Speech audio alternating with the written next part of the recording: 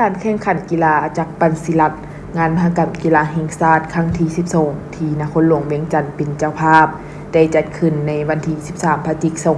2025โดยการเข้าร่วมของทานศรีจันทร์จิตตปัญญาหัวหน้ากลุ่มกีฬาระดับสูงหัวหน้าเทคนิคจัดการแข่งขันมีคณะบริหารงานสหพันธ์กีฬาปัญจักรศิลัดแห่งชาติลาว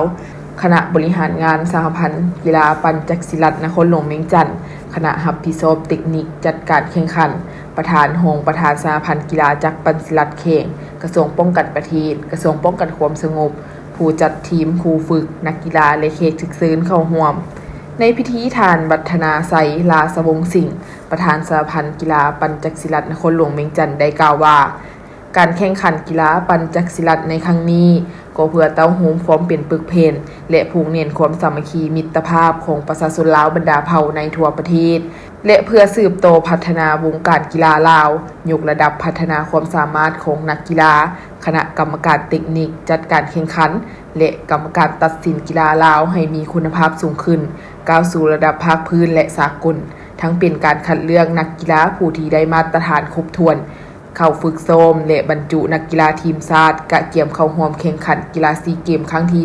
33ที่ราชอาณาจักรไทยเป็นเจ้าภาพและรายการแข่งขันต่างๆในระดับภาคพื้นและสากลการจัดการแข่งขันปัญจักรศิลัดในครั้งนี้เมนจัดขึ้นในรูปแบบใหม่และกติกาใหม่การแข่งขันจะได้เริ่มแต่วันที่13-16พฤศจิกายน2025ซึ่งการเข้าร่วมแข่งขันครั้งนี้มี2กระทรวง8เขตคือ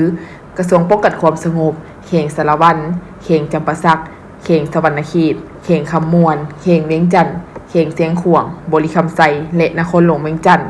การจัดการแข่งขันเมนมี2ประเภทคือโฟนและประเภทต่อสู้ประกอบมีประเภทโฟนมี6รายการโฟนเดียวชายหญิงโฟนคู่ชายหญิงโฟนทีมชายหญิงมีนักกีฬาทั้งหมด49คนหญิง24คนประเภทต่อสู้ประกอบมี15รายการ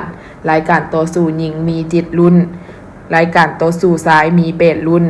มีนักกีฬาเข้าร่วมการแข่งขันทั้งหมด72คนหญิง30คนร่วมชิงไซกันทั้งหมดเหรียญคำ21เหรียญเงิน21เหรียญและเหรียญทอง42เหรียญรางวัลของการแข่งขันครั้งนี้ประกอบมีชนะเลิศได้รับเหรียญคำสัตว์นำโชคและใบยั่งยืนเหรียญชนะเลิศได้รับเหรียญเงินสัตว์นำโชคและใบยั่งยืนเหรียญอันดับ3ได้รับเหรียญทองสัตว์นำโชคและใบยั่งยืนเหรียญ